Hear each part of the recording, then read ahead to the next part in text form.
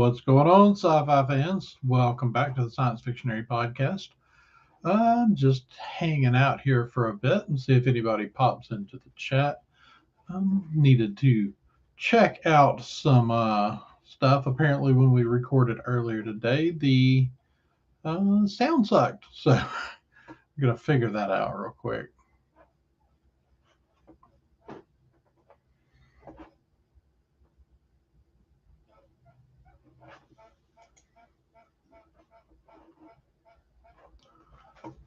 Hey, what's going on, guys?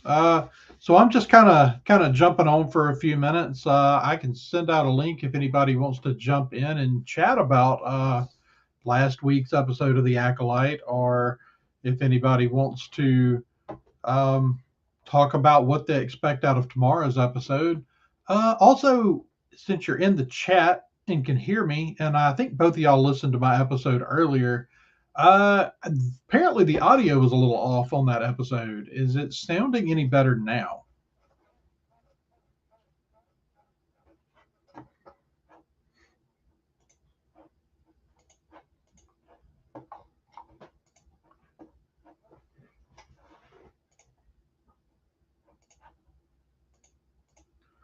Let's see. Give me just a minute. Sending out a message here on Twitter.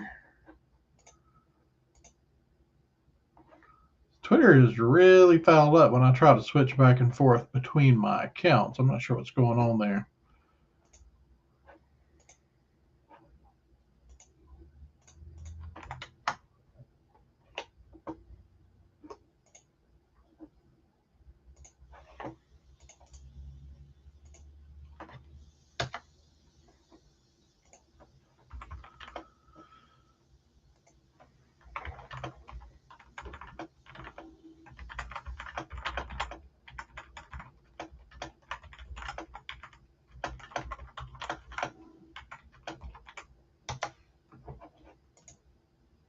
No echo. It does sound better. Okay. I don't know what was going on earlier. But at least it sounds better now. I am going to drop a link. I don't know if anybody wants to jump in or not. I'm probably not going to stay on here very long, but I posted the episode earlier and then ran out to go to dinner and found out after I got to dinner that the audio was fouled up earlier. So I'm not sure what happened.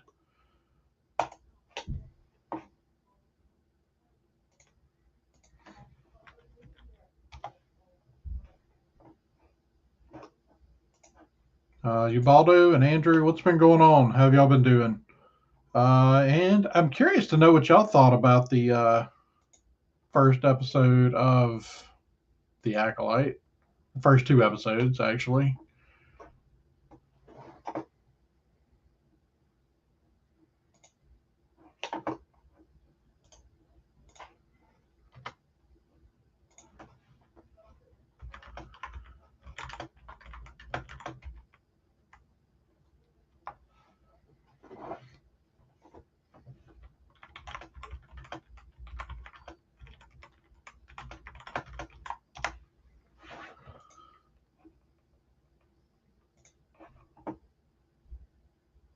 Yeah, Andrew, I think that the audio, I think that something was bad on that recording.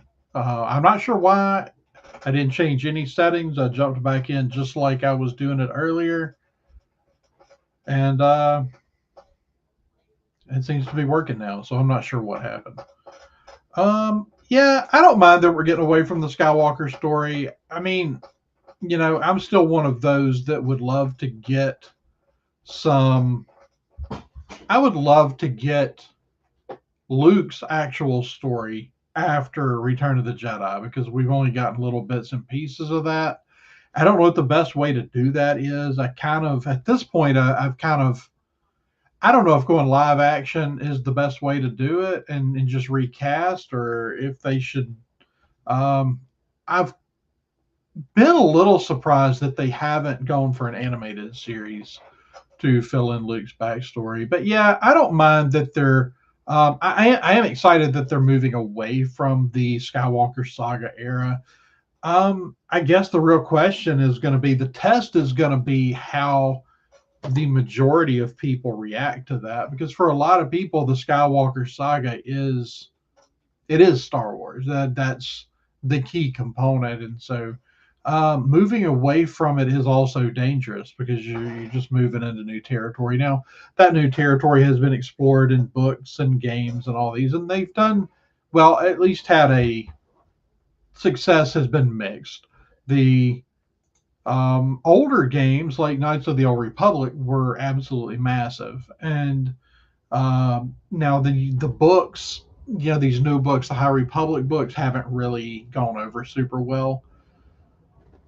Um, but yeah, it's interesting. I almost wish they would have gone further back, further away from the saga, because we're still in the era that's not leading up to Anakin per se, but at least leading up to the Jedi that we know in the prequels, the flaws in the Jedi Order.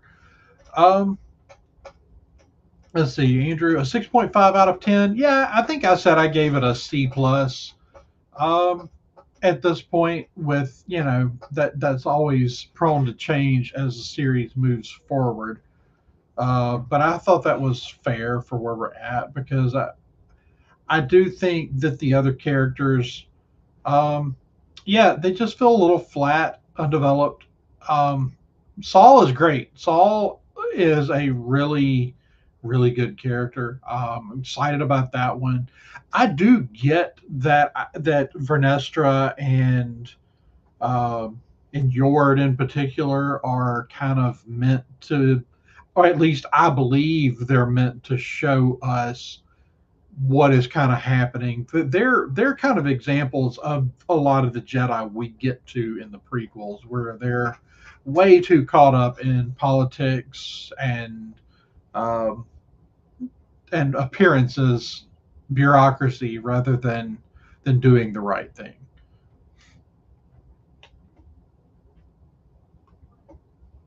And yeah, I don't know, the killing off Carrie Ann Moss thing was really, really weird. I understand like using someone like that to promote your material. It's really weird to kill them off.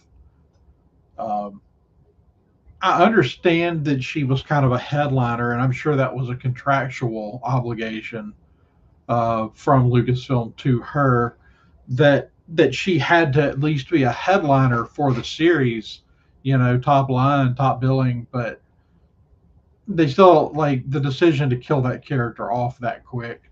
Now, I do think, I'm wondering how much flashback we're going to see. I think they have to show us what the Jedi did on, I can't remember the name of the planet. They threw too many new names at me, but um, I feel like they have to go back and show us what was done. And like weird comments, like when you looked at some of the character information that Star Wars put out.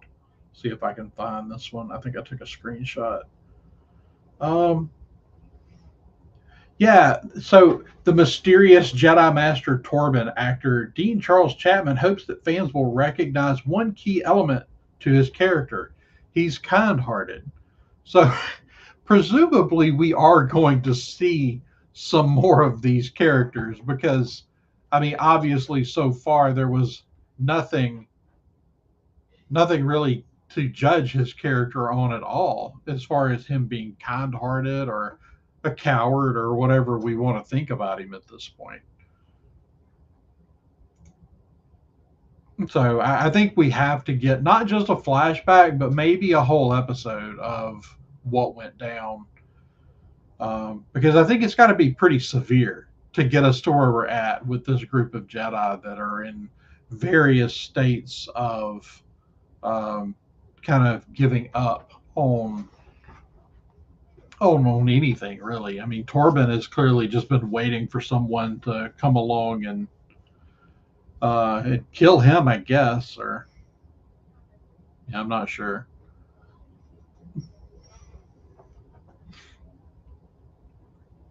So yeah, I definitely think we got to get a flashback. I don't know what to expect tomorrow. That's Whew, I know everybody's been real up in arms about episode 3. I have tried my very, very best to avoid actually reading what's in episode 3. The little bits of things I've seen, they could be real problematic or they could be nothing at all. It's going to kind of depend. I see some of the things that are out there, and just on its own, Jedi Torben is Qui Gon Jinn from Timu. That is hilarious. Um, Torben was one of the few where I felt like the makeup department just didn't do a good job. Well, that and Fernestra, something looks off. It doesn't necessarily look bad, but I think it could have looked better. And it might not have been makeup; it might have been color correction or something, of the film, or of obviously not film, but color correction of the image. Something's off. I don't know what, but other than those two, I thought everything looked good. But yeah, I don't. The Torben character, the suicide in Star Wars, was certainly a choice. I'm not sure why they went that way. A lot of my complaints at this point are nitpicks. 2 episodes in is not enough to judge this series on. It's the first 2 episodes were good enough for me to keep. They weren't. The first 2 episodes didn't run me off, so I'll definitely be anxiously awaiting the new drop tomorrow. And I guess we'll see what happens, because at this point it could go either way. It could still wind up being one of the better Star Wars series, or it may go totally off the rails and lose everybody. But so far, in a lot of ways, this show has been. I've been saying for a long time that I expected this one to be pretty divisive in the fan base, and that's it seems like that's proving to be true. That it's uh it's just more divisive than I would have liked to have seen. But there are a lot of things about this episode that do feel right. They feel like Star Wars, and in some ways, like some other things haven't. I thought the cantina was fantastic. It seems like they've done a pretty good job with the aliens, and they give us some variety of aliens, even some I don't know that we've really seen before. So that always excites me, and I'm okay with Star Wars being a little bit silly sometimes. I mean, um, it's kind of a hallmark of what Star Wars is. The music, yes, the music's very good. Um, but yeah, I think you're right. I mean, it just depends on where they're going. I think from everything that I've heard, there's kind of two different sides to the press stuff that's going on right now. You've got one side where you've got the director out there talking about her show, and it all sounds good. It sounds like somebody, I mean, a lot of what I'm seeing in this show is someone that knows Star Wars wrote this stuff. Now, whether her worldview negatively affects how she portrays it is another question. I hope we're not going down this path. I hope the path we're going down is that the Jedi are beginning to go the route that's going to lead to a weakened Jedi group of Jedi by the time we get to the prequels. That they've just gotten way too caught up in other stuff. Yeah, the Yord actor. The thing is with actors, I'm really not concerned with whether they know, because they're just doing what they're told anyway. I'm way more concerned with whether my writers and directors understand it, and whether we go the direction I hope we do or not. I do think the director at least has some grasp of Star Wars. Um, and that was the other side of what I was going to say, though. The Yord actor, he has no idea, and um, I'm going to blank. Amandla, I can't think of her last name. Stenberg, the main actress. Out there just saying, your show's going to be divisive. That, where it's every show right now is an uphill fight to try to like unite the fandom, and they're just out there saying incendiary things um, online and in interviews and things that do nothing but make things worse. It's just nothing but bad press.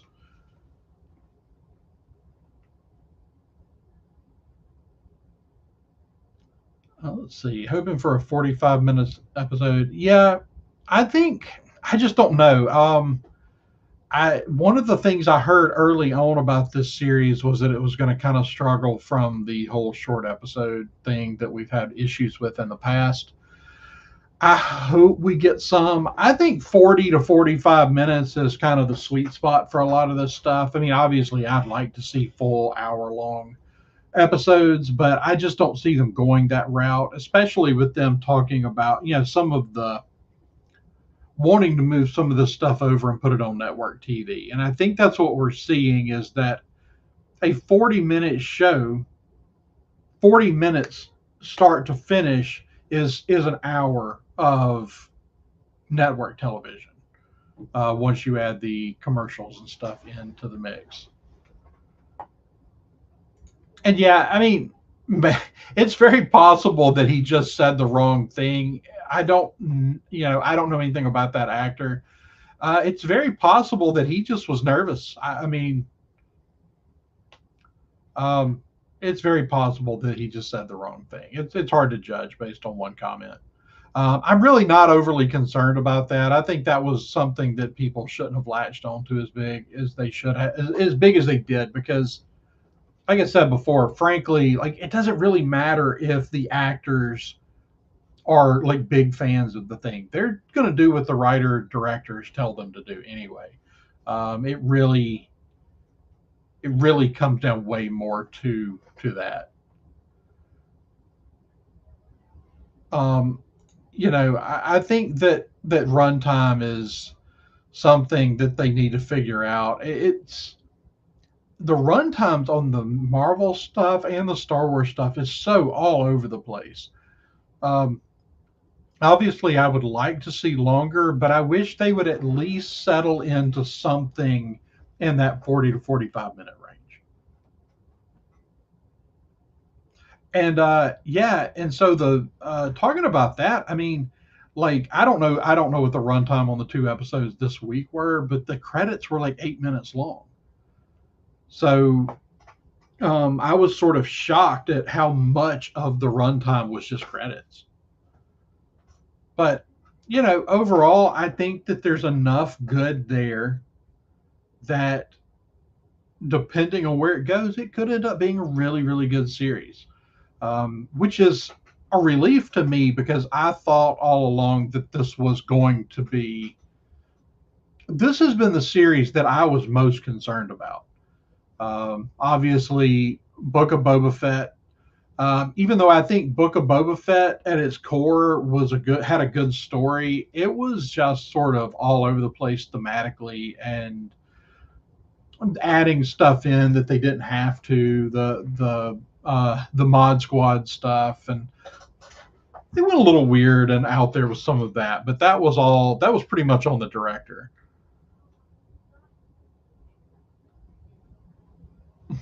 Okay. Let's see. Episode 1 was 33 without credits. Episode 2 was about 35. Yeah, I'd like to see that runtime get up over 40 minutes without credits.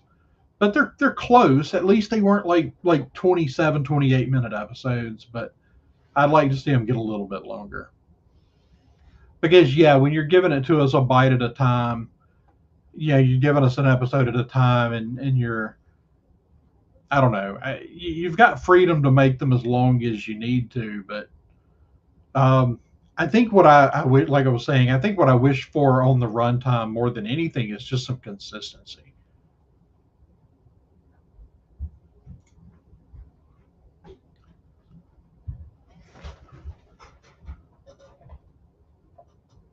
Yes, I 100% agree with this. It's not just like they made a long film, it's like sometimes it feels like they just made the whole thing as a long film and then decided where to cut it up into episodes, which leads to real inconsistent run times. It leads to, like Andrew was saying, like sometimes it feels like the story just got started, episode over. Um, and I think that's why some episodes fall flat, is because they weren't written to stand by themselves. So yes, I wish they would. Now, yeah. So Marvel has started, and we're still kind of dealing with them finishing up some of the Marvel stuff that was shot the older way. But as we start getting into newer Marvel TV, they have actually started hiring showrunners and moved to an old school television format. I think Star Wars really needs to follow suit. I think they need to get somebody on board that knows TV, and they need to start really making an effort to make it feel more like a television show where each episode tells a story. Because sometimes, it's not that they can't all be connected, but sometimes they really, you get an episode that just like, it just doesn't work by itself.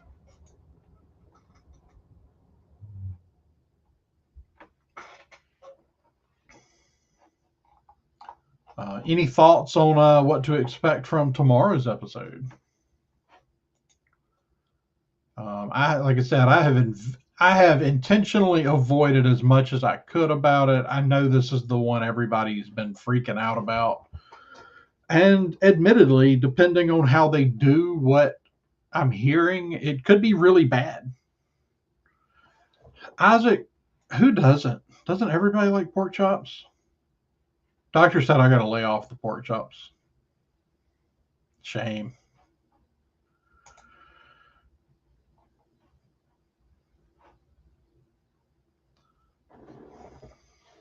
But I do think that um, they would be very, very well benefited to start trying to make this feel more like television. And I'm not sure what the answer to that is. I mean, obviously this is, it's not my industry. I don't understand the ins and outs of it and everything, but there's clearly something off about the Star Wars and Marvel TV shows in the way they're being put together.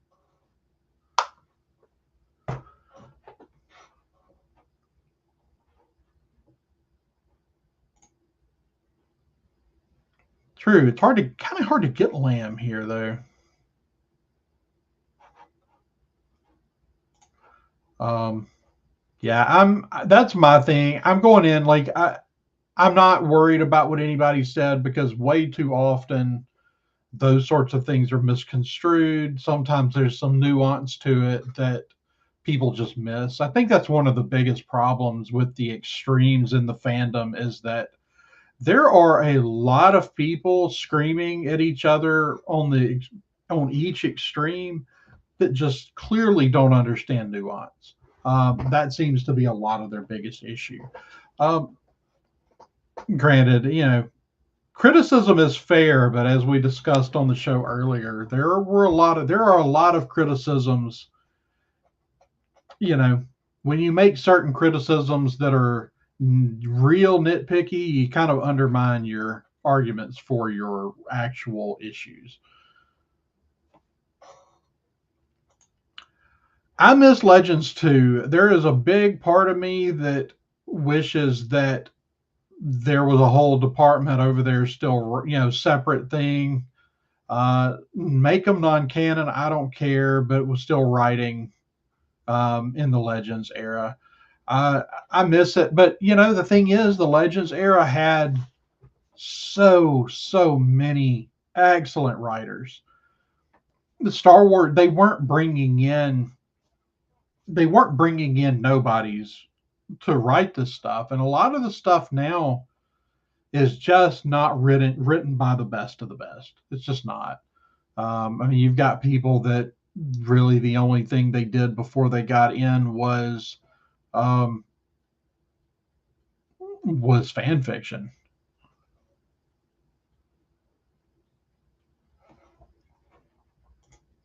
Yeah, 100% Jedi of Chicago. I agree. That's what we talked about earlier today when we did our full review of the show was when you talk about the people that are like upset because someone died by getting stabbed with a knife after people in previous series have survived lightsaber duels. You know, I understand some frustration there, but like when you really get upset over, Star Wars has never obeyed the laws of physics. It is not science fiction.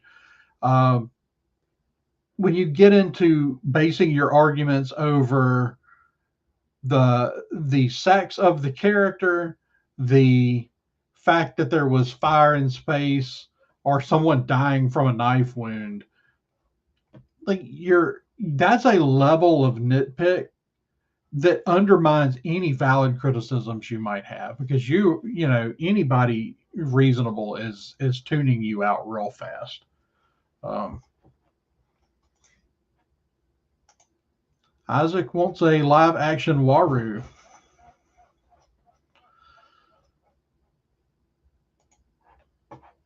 But yeah, definitely going in tomorrow with an open mind.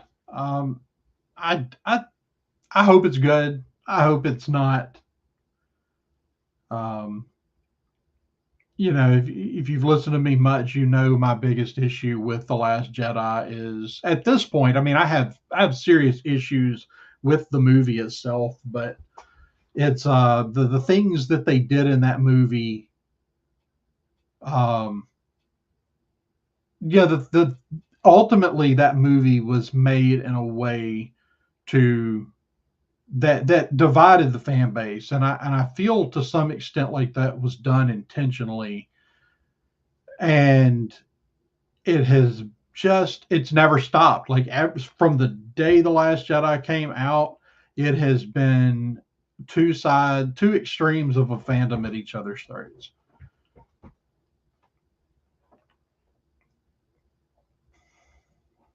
Let's see. Yeah, I think that's the truth. Is I think that there are just an awful lot of people right now that they're not watching to enjoy. There were a lot of people that had made up their mind about this series before it ever came out, and that's just unfortunately where we're at right now with the fandom. I don't know. I hope that that will run its course, but I don't know if it will or how long it'll take. Let's see, Isaac had a criticism. Where is it? Yeah, so I think that with the wardrobe and props liking patina, I think that some things it's okay if they look clean. But yeah, the props in particular, I think most of the costumes look okay. There may be some that could be a little more roughed up. Um, but the props in particular, and that's been a running problem with a lot of shows lately, not just Star Wars or Marvel. That's literally just been a problem. I don't know enough about it except that. So what I do know, Marisha works in costumes, and I know there's been times where because of the cameras and the lighting and everything, they will go and they'll try to age something, and then as soon as it's in front of the lights, the whatever they did to try to distress the article of clothing, it just goes totally invisible under the lights. So that is a challenge, especially with these 4K cameras and these the lighting that they're using now. Is I've always said this. I used to take a lot of photos. I did some mission work in South America, and the camera sanitizes a lot. And so, as far as like making things look real and lived in, it's a constant fight. So I do understand it, but I do wish that they would um, work a little harder on that and come back and when it doesn't work, come back and fix it. Don't just throw it on screen anyway.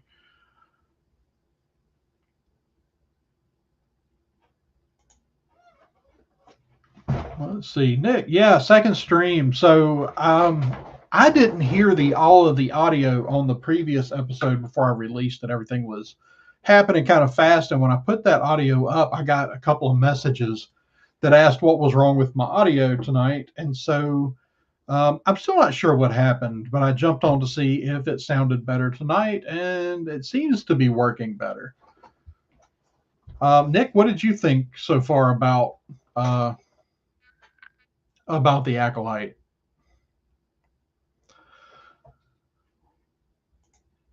Yeah, that's the thing is eventually Star Wars has got to put something out that everybody will just get behind because I mean, honestly, I don't know when the last time they put out a universally loved show was or other. I mean, obviously, I think people have pretty much universally loved that final season of the final season of Rebels, the final season of Clone Wars. I think those were things that people really got on board with, but it's been too long. It's time for something else. We need something, and I really think we need. I think what we really need is a really strong Star Wars movie that brings that can bring people back. Um, that's I love getting as much Star Wars as we're getting right now. I love the idea of getting several TV series a year. I love that we still get books and comics and all this. And I don't need a movie every year. I would love a movie every year if they were good. But I think that, it's the Star Wars, it certainly did lose something when it ceased to be an event. And I think when the next movie comes out, that Lucasfilm needs to do everything in their power to make it feel like an event again.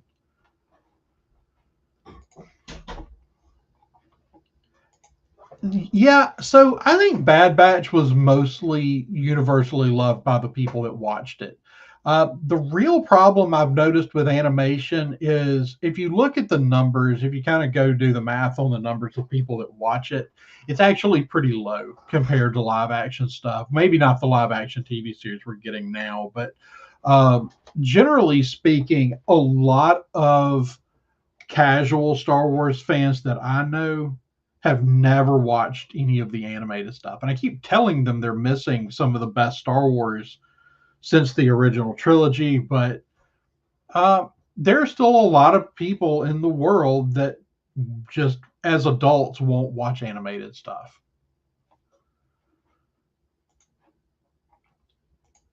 So yeah, Andor is. I complained about Andor. Andor was one of those things that really, I don't remember, was Andor 12 episodes? I really struggled with that show up until the last five. The last five episodes of Andor, some of the coolest stuff that I've seen on Star Wars TV. It's a really really great series. And those last five episodes are really really great. Star Wars or otherwise, they're just really really great TV.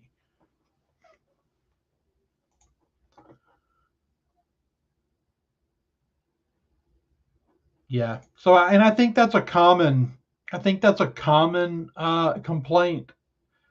And I really wish, and I think they've had some time to let the whole movie thing breathe. Um, Solo, Solo is actually one of the better. Um, Solo is one of the better movies they've put out in the Disney era, and it just totally flew under the radar for so many people. So many people didn't go see it, and it was not the fault of that movie at all. There were a couple of things. There were a lot of people that were just never going to go see something where Han Solo was recast. That was lesson learned number one. And the other was that if you drop a movie that divides your fan base almost down the middle, and then turn around and drop another movie 6 months later, it's not going to get the traction that you want. And I almost feel like they didn't push it hard enough in some ways. But yeah, I think that you can do Star Wars TV, you can do books, comics, but when you do a movie, it needs to be an event.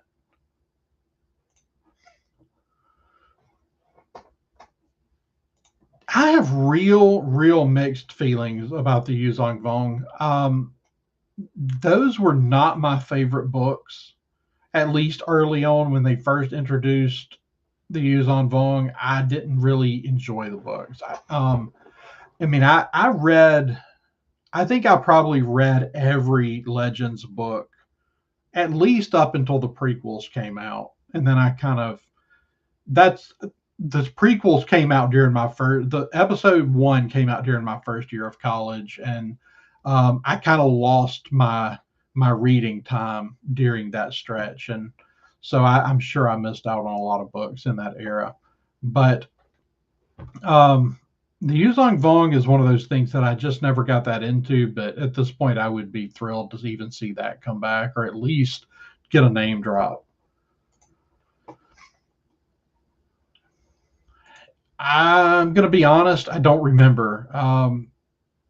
There were so many books. I mean, I don't even have a lot. Well, so I still have a lot of those Legends books, but they're currently tucked behind other books. I've run out of room. That's one of the reasons.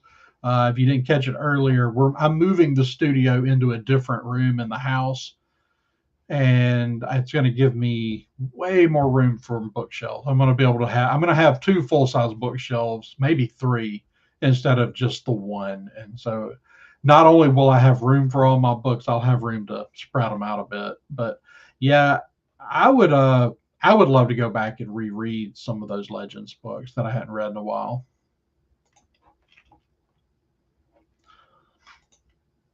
Yeah, nothing at all wrong with that. Two shows a year and a film every 2 to 3 years. Yeah, I'm down with that. I would love to see maybe two live action shows, and I hope we're going to get something good in the animated realm. Star Wars animation's been so good for so long under Filoni that I would hate to see that go away, especially with him stepping into the chief creative officer role over there at Lucasfilm.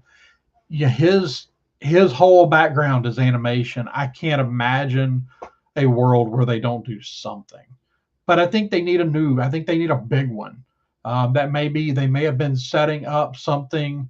He's yet to do I mean, he did Rebels, which is a lead up to the full blown rebellion. We kind of see the rebellion go full blown there towards the end of Rebels.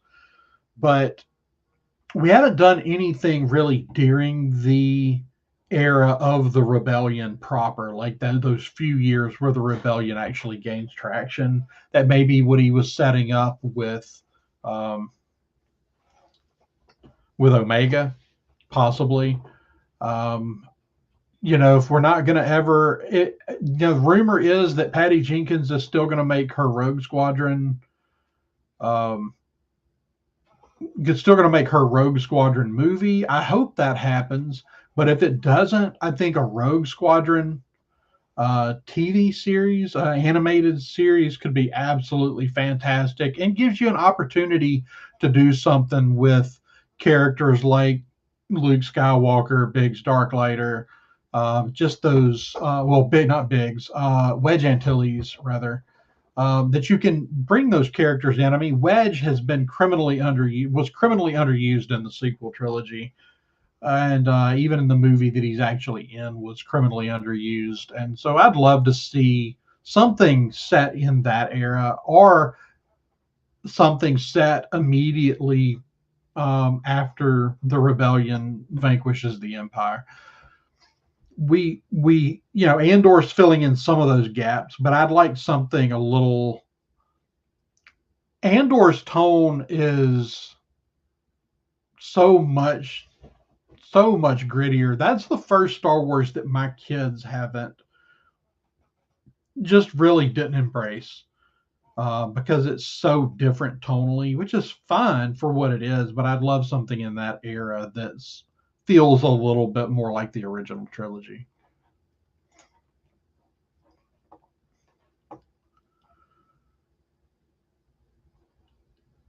Yeah, I'm really curious to see. Andor season 2 is. I'm really intrigued by that. It's going to be interesting to see exactly what they're planning to do. Yeah, any of those books, and that's when you talk about Wraith Squadron and Rogue Squadron and those things.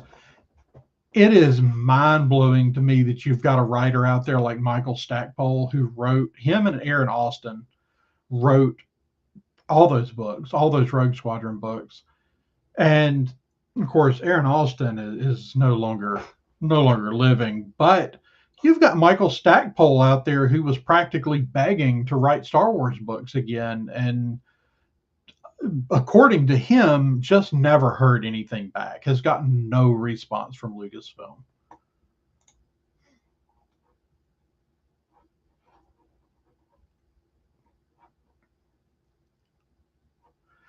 Yeah, see, I kind of had a moment where I made the mistake of giving away some of my books. The problem was I'm a book collector. This is one of like 7 shelves in the house behind me back here, and they all look like that.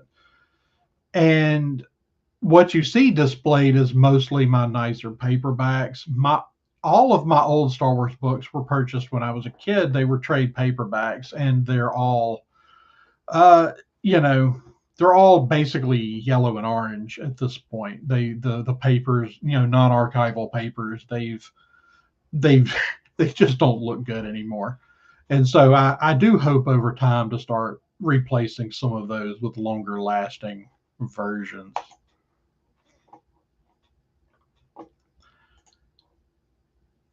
Yeah, I've got a couple of copies. I was kind of hoping that I want a new copy of it because I never had a hardback version of it back in the day. Um, I hope I can find a good condition hardback that doesn't have legends slapped across the front of it. That's what I really want. I need to go back on eBay. I had found a few on eBay, but they didn't look that good.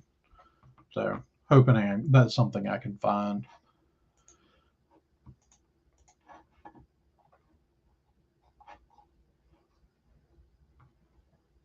All right, guys. Well, I think I'm going to wrap it up. I was This was a good conversation. Let's see. I got a library bound copy. That's awesome, Andrew. Um, I need to go searching. I know there's good copies out there. I need to see if I can get one. In fact, I would love to get hold of one before I go to Dragon Con this year and get that um, signed by Timothy Zahn. I try not to take because he just does signings for free. So I always feel bad about taking all of my books. So I usually try to take one every year, one or two every year, and ask him to sign them at Dragon Con. So I think I've only got two of the books that he's written for the new canon that I still need to get him to sign. I think the last two, because we missed a year of Dragon Con and then he missed a year of Dragon Con. So I need to take those back. Um, if you're into the Star Wars books, you definitely need to try to make the trip to Dragon Con one year, though, because they always have a great writers panel at Dragon Con, and Timothy Zahn is usually kind of the headliner there. He has such incredible. He doesn't do podcasts, so it's hard to find a lot of him talking about it unless you go to an event and listen to him talk about it at an event. And he has so much because he basically wrote the first Star Wars the first Star Wars expanded universe book in 1989 with Heir to the Empire, and he has really, really interesting insight into the early years of Star Wars book writing.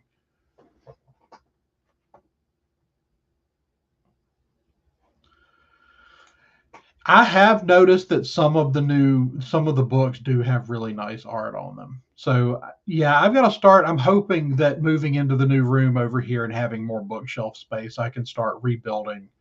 Um, I kept all my favorites, so I've still got the Zahn trilogy, and I've still got I, Jedi, which is another really good one if you've never read that one. I've got all the X-Wing books.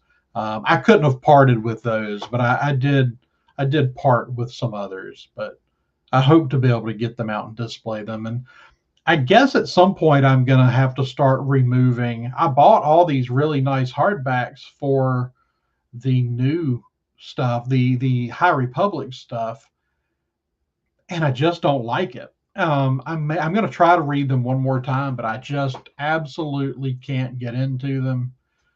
And so I kind of hate to keep them sitting down there on my shelf since I didn't even like the books because they take up a lot of space. But yeah, that's what I'm talking about. I need to get some hardbacks of the original trilogy, the original Throne trilogies to get signed. I've got, after this year at Dragon Con, I guess I'll have all of the 6 new books signed. But I'd really like to get a signed copy of Heir to the Empire. All right, guys. Well, thanks for coming on and hanging out for a bit. And I'm going to wrap it up for the night here. We will be back tomorrow afternoon to talk about whatever happens with episode 3 of The Acolyte. So look forward to seeing everybody then. And that's going to do it. So until next time, may the Force be with you. This podcast is a member of the Red 5 Network. For more Red 5 Network podcasts and content creators, visit bio.link/Red5.